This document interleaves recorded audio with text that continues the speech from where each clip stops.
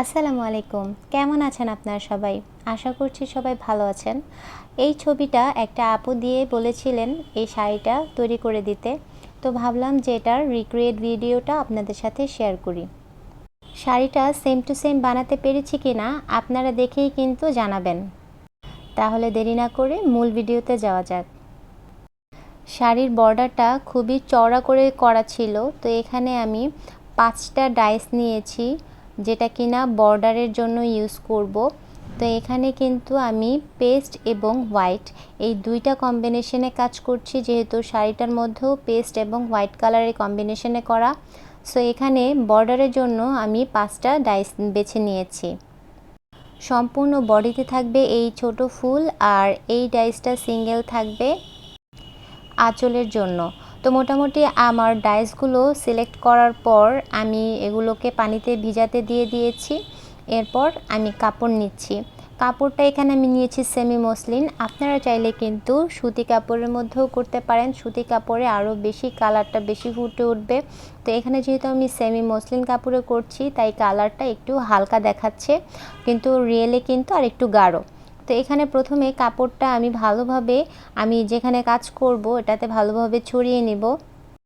তার আগে অবশ্যই আমি কালার তৈরি করে নিচ্ছি। যেহেতু এটা কালো কাপড় তাই কালোর জন্য অবশ্যই হোয়াইট পেস্ট পদ্ধতিতে কেমিক্যাল তৈরি করতে হবে। তো এখানে কিন্তু আমি হোয়াইট পেস্ট নিয়ে নিচ্ছি। এখানে আমি হোয়াইট পেস্ট নিয়ে নিব 7 চামচ। তো প্রথমে এই চামচটা দিয়ে আমার কেমিক্যালটা উঠাতে কষ্ট হচ্ছিল, তো আমি আরেকটা চামচ দিয়ে একটু বেশি বেশি করে নিয়ে 7 চামচ পরিমাণ হোয়াইট পেস্ট নিচ্ছি। যেহেতু একদম বোতলের শেষের দিকে কেমিক্যাল চলে এসেছে, তো অনেকটা ঘন হয়ে গিয়েছিল। তো এটাকে আমি ভালোভাবে আগে মিক্সড করে নিচ্ছি, যে একটা রাফ ভাব ছিল সেটাকে স্মুথ করে নিচ্ছি। তো এরপর আমি এখানে দিব এনকে। এনকেটা যথেষ্ট পাতলা হয়। এখানে 7 চামচের জন্য আমি এনকে নেব 2 চামচকে 2.5 চামচের মতো। তো একটু একটু করে পড়ে যাচ্ছে, ওইটুকু আপনারা খেয়াল রাখবেন যে কতটুকু এক্সট্রা গেল। ঠিক আছে, তো এখানে 3 চামচের মতো আমার এনকে চলে গেছে। এরপর আমি দেব হচ্ছে বাইন্ডার। বাইন্ডার কিন্তু খুবই একটা ইম্পর্টেন্ট কেমিক্যাল। বাইন্ডার দিলে কিন্তু আপনার কাপড়ের রং ভালোভাবে আটকে থাকে। কাপড়ের রং ধরে রাখার জন্য বাইন্ডার খুবই প্রয়োজনীয়। তো বাইন্ডার এখানে আমি 3 চামচ দিয়েছি। এরপর এখানে দেব আমি অক্সেল। অক্সেলটা অনেকেই জিজ্ঞেস করেন, এটা হচ্ছে আপনার কালারের যে একটা চকচক ভাব আছে, আপনি যখন কালারটা কাপড়ে দেন তারপরে একটা গ্লেজ যেন দেয়, এটার জন্য কিন্তু আপনারা অক্সেল ইউজ করবেন। তো এখানে আমি 5-6 ফোঁটার মতো অক্সেল দিয়ে দিয়েছি। অক্সেল খুব বেশি দেওয়ার প্রয়োজন নেই। তা হয়ে গেল আমার সম্পূর্ণ কেমিক্যাল। এখন এই কেমিক্যালটাকে খুব ভালোভাবে মিক্সড করে নিতে হবে এবং একেবারে স্মুথ একটা ফিনিশে নিয়ে আসতে হবে। এরপর এটাতে আমি কালার ইউজ করব। যেহেতু আমি হোয়াইট কালার এবং হচ্ছে পেস্ট কালার এই দুটো দিয়ে কাজ করব, তো এটাই কিন্তু আমার হোয়াইট কালার হয়ে গেছে। এখন এটা থেকেই আমি আবার পেস্ট কালার তৈরি করব। পেস্ট কালারের জন্য কিন্তু খুব বেশি কালারের প্রয়োজন হয় না, জাস্ট সবুজ কালার অল্প একটু দিলেই পেস্ট কালার হয়ে যায়। কিন্তু এখানে আমি একটু ডিফারেন্টভাবে তৈরি করব। এখানে আমি যে পেস্ট কালারটা থাকবে তার মধ্যে একটু নীল নীল ভাব আনার জন্য এখানে আমি পেস্টের সাথে একটু ব্লু কালারও অ্যাড করব। তো সম্পূর্ণ কালারটা কিভাবে করছি দেখিয়ে দিচ্ছি। তো এখানে আমি এখন যে রঙটা ইউজ করছি এটা কিন্তু একটা রেডি রঙ। ঠিক আছে, তো রেডি রঙটা প্রথমে দিয়ে আমি দেখছিলাম যে কালারটা আসে কি না। তো প্রথমে যেহেতু হোয়াইট পেস্ট অল্প রঙে এখানে কিছুই হচ্ছিল না, তা আমি অনেকটা রেডি রঙ দেওয়ার পরও কিন্তু অনেক হালকা হয়ে যাচ্ছিল। তো আমার এই কালারটা ভালো লাগছিল না, বিধায় আমি কালার গ্রিন আবার দিয়ে নিয়েছি। এটা কিন্তু কোনো প্রবলেম না, আপনারা আপনাদের পছন্দ মতো করে কিন্তু কালার তৈরি করতে পারবেন। যখন আপনি এক্সপার্ট হয়ে যাবেন তাহলে কিন্তু বুঝতে পারবেন যে আপনাদের কোনটাতে কোন রঙ দিলে প্রবলেম হবে বা কোন প্রবলেম হবে না। তো নির্দিষ্ট কালারটা না আসা পর্যন্ত কিন্তু আপনারা কালার মিক্সিং করতে পারবেন। তো এখানে একটু হালকা হালকা পেস্ট কালার চলে এসেছে। তো এখানে আমি যে পরিমাণ পেস্ট কালারটা নিয়েছি, আমার শাড়িটা করতে যেহেতু শাড়িতে বেশি পেস্টের কাজ, তো আমার রং আরও বেশি লাগবে। সো এখানে আমি আরও একটু হোয়াইট কালারটা দিয়ে বাড়িয়ে নিয়েছি কেমিক্যাল। আপনারা কিন্তু হোয়াইট পেস্ট আরও বেশি করে তৈরি করবেন, যাতে করে আপনাদের কালার শর্ট না পড়ে। আর যদি কালার বেঁচে যায় তাহলে কিন্তু যে কৌটাটা থাকে, একটা কৌটা, এমন কৌটা নেবেন যাতে করে আপনি যেটার মুখ লাগিয়ে রাখতে পারেন, যেটাতে হাওয়া যাবে না, তাহলে কিন্তু আপনারা সংরক্ষণ করেও রাখতে পারবেন। তো এখানে বেশ কিছু আমার সবুজ কালার দেওয়ার পর আমার যে পেস্ট কালারটা প্রয়োজন ছিল সেটা চলে এসেছে। এখন এটাতে আমি অল্প একটু ব্লু কালার দিব, ঠিক আছে। ব্লু কালারটা দেওয়ার পর একটা ব্লুইশ টাইপের একটা টোন চলে আসবে।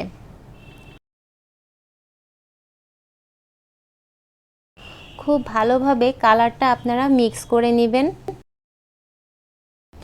আমার দুইটা কালারই রেডি হয়ে গেছে, এখন কাপড়ে ছাপ দিতে হবে। একটা ব্রাশ দিয়ে ভালোভাবে রংটাকে ছড়িয়ে নিতে হবে। আপনারা চাইলে এরকম পাতলা কম্বলে অথবা বাসায় রাখা যে ছালাগুলো থাকে সেগুলোতেও এইভাবে কাজ করতে পারেন। এরপর হচ্ছে যে ডাইসটা ভিজিয়ে রাখা হয়েছিল সেই ডাইসটাকে খুব ভালোভাবে কাপড় দিয়ে, শুকনো কাপড় দিয়ে শুকিয়ে নিতে হবে। এরপর এই রঙের মধ্যে ভালোভাবে লাগিয়ে নিতে হবে। এরপর কিন্তু আপনার যে কাপড়টা বিছানো আছে এটাতে ভালোভাবে ছাপ দিতে হবে। কর্নার করার জন্য কিন্তু অবশ্যই আপনারা পাতলা কাগজ ইউজ করবেন। কাগজটাকে একটু অ্যাঙ্গেল করে এভাবে রেখে তার উপরে কিন্তু ডাইসটা ফেলতে হবে। এরপর যখন আপনি কাগজটা তুলে ফেলবেন তখন দেখবেন যে খুব ভালোভাবে একটা কর্নার ক্রিয়েট হয়েছে। তো এখানে প্রথমে কিন্তু আমার ছাপটা দেওয়া হয়ে গেছে। আপনারা কি করবেন, প্রথম যখন আপনারা কাপড়ে ছাপ দেবেন তখন সরাসরি কাপড়ে না দিয়ে একটা এক্সট্রা অন্য কোনো কাপড়ে কিন্তু ছাপ দিয়ে আগে দেখবেন যে কালারটা ঠিকঠাক আছে কি না, ঠিক আছে। তো এভাবে করলে কিন্তু আপনাদের কালারটা ঠিকঠাক আছে কি না এটাও বুঝতে পারবেন।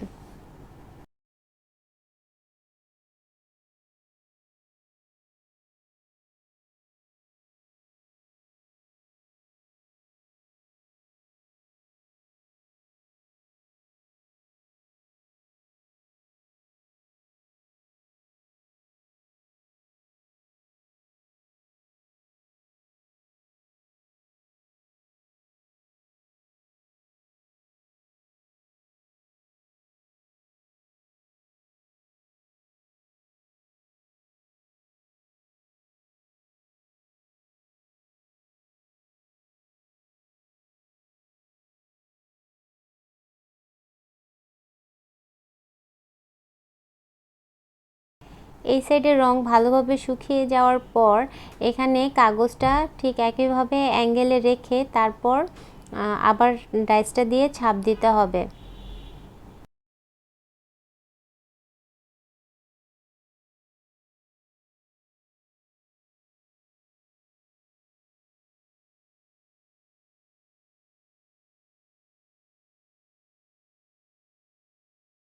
এখানে কিন্তু একটু গ্যাপ রয়েছে, তো এটা কিন্তু কোনো ব্যাপার না। আপনারা একটা চিকন ব্রাশ দিয়ে কিন্তু এটাকে খুব সহজেই ঠিক করে নিতে পারবেন।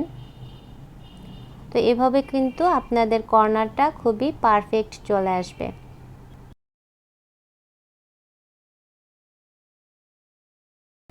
ডাইসের ছাপ দেওয়ার সিস্টেমটা কিন্তু সবগুলো একই রকমেরই।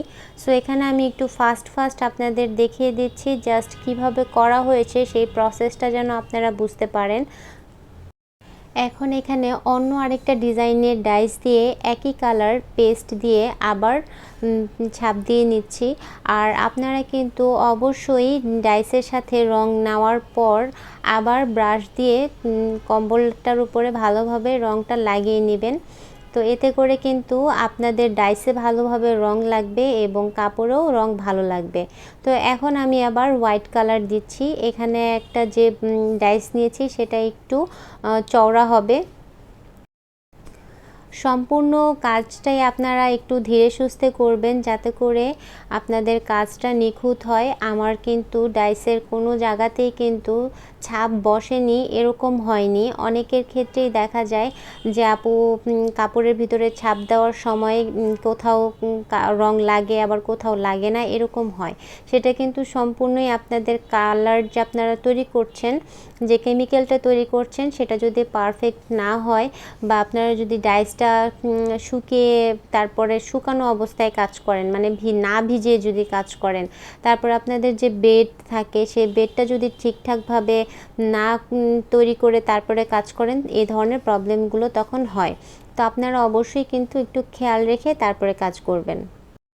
সম্পূর্ণ পাড়ের ডিজাইনটা কিন্তু আমি করে ফেলেছি, যেহেতু উপরের পার্ট এবং নিচের পার্ট দুইটাতেই কিন্তু আঁচল বর্ডার একই থাকবে, সো আমার সম্পূর্ণ বর্ডারের কাজটা কিন্তু একই থাকছে। তো এখন আমি করব আঁচলের মাঝখানে যে কাজটা ছিল সেটা। এখন আমি সিঙ্গেল যে ডাইসটা নিয়েছিলাম সেটা দিয়ে প্রথমে হোয়াইট কালার দিয়ে একটা সম্পূর্ণ লাইন করে নিচ্ছি। এরপর আবার আমি পেস্ট কালার দিব, ছবিতে যেরকম আপনারা দেখতে পেয়েছেন ঠিক ওই রকম করার চেষ্টা করছি। শাড়িটা সম্পূর্ণ কমপ্লিট হওয়ার পর কিন্তু অবশ্যই জানাবেন যে আমি যে শাড়িটা তৈরি করতে চেয়েছিলাম সেটার সাথে মিল হয়েছে কিনা।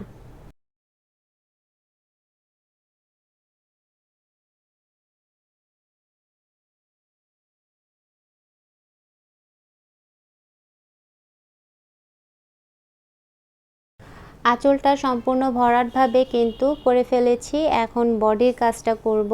বডিতে যেহেতু ছিটা ছিটা ফুল ছিল, এখানে আমি এই ফুলের ডাইসটা নিয়েছি। এরপর একবার হচ্ছে সাদা আর একবার পেস্ট, এভাবে করে সম্পূর্ণ বডিটাতে কাজ করব।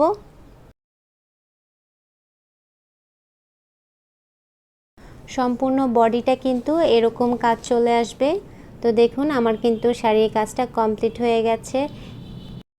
এই হচ্ছে ফাইনাল লুক। একদম ছবির সাথে মিল হয়েছে কিনা আমাকে কিন্তু জানাতে ভুলবেন না। তো এরকম আরও ভালো ভালো ভিডিও পাওয়ার জন্য অবশ্যই কিন্তু চ্যানেলের সাথে থাকবেন। যে কোনো কিছু জানার থাকলে অবশ্যই কমেন্টে জানাবেন। তো আজকের জন্য বিদায় নিচ্ছি। সবাই ভালো থাকবেন, সুস্থ থাকবেন। আল্লাহ হাফেজ।